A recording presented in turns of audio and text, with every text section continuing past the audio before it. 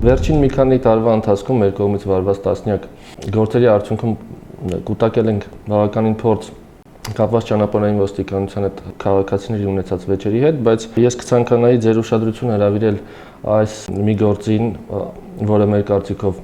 շատ կարևոր է եւ ըստ էության նախադեպային է,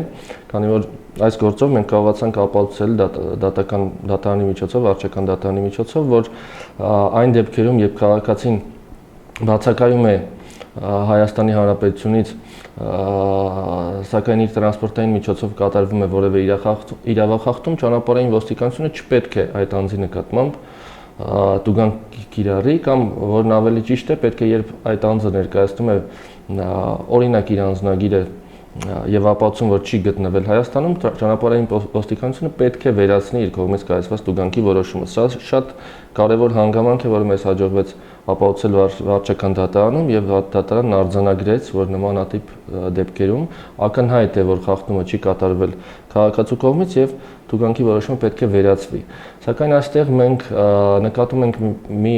նուրբ հանգամանք, որը մեր կարծիքով չի նպաստում, որ ճանապարհային ոստիկանությունը փոխի իր մոտեցումը նմանատիպ դեպքերում,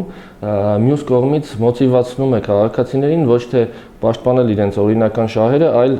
հակառակը վճարել այդ տուգանքը ավելորդ կաշկշուկներից խուսափելու համար։ Ինչի մասին է խոսքը։ Խոսքն այն մասին է, որ քաղաքացին տվյալ դեպքում կատարեց դատական ծախսեր, որ ըստ էության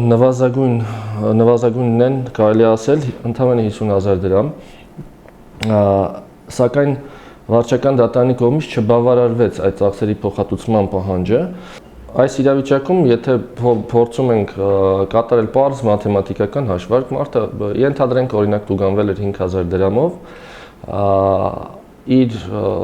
անմեղությունն ապացուցելու համար կատարում է դատական ծախսեր, դիցուք 50,000 դրամ, ապացուցում է իր անմեղությունը, սակայն փոխհատուցվում է իր կատարած ծախսերի ընդամենը 25,000 դրամ։ Այսինքն մարդը 5,000 դրամ տուգանքը չվճարելու, ոչ իրավաչափ տուգանքը չվճարելու համար կատարեց 25,000 դրամի ծախս։ Այսինքն որևէ ռացիոնալ վարքագծով քաղաքացի հետագա նման դեպքերում չի կատարի այդ ծախսերը, այլ կնախընտրի ուղղակի վճարել թեկուզ ոչ իրավաչափ տուգանքը եւ ազատվել այդ գլխացավանքից։ Դեռ չենք խոսում այն մասին, որ քաղաքացին նաեւ ծախսեց ժամանակ, նյարդեր, որպեսզի ապացուցի իր անմեղությունը։ Բոլոր այն պնդումները, որ արագաչափ սարքերը եւ տեսանկարահանող սարքերը տեղադրելու գլխավոր հիմնական նպատակը ճանապարհային երթևեկությունը կարգավորելն է, վթարները կանխելը, այս դեպքով մեզ համար պարզ է դառնում, որ այնքան էլ այդ նպատակին չեն ծառայում կամ այդ հայտարարված նպատակները չեն իրականը, քանի որ ակնհայտ է, որ նմանատիպ իրավիճակում տուգանելով անձին, ով չի կատարել խախտումը, ճանապարհային ոստիկանությունը չի լուծում իր կողմից հայտարարված խնդիրը, այսինքն այն անձինք, ովքեր կատարում են խախտումը, կատարել են խախտումները, շարունակելու են դա կատարել, իսկ մարդիկ, ովքեր չեն կատարել այդ խախտումը, տուգանվել եւ նմանատիպ դեպքերում ունենալով դատարանի կողմից չփոխհատուցվող գումարներ,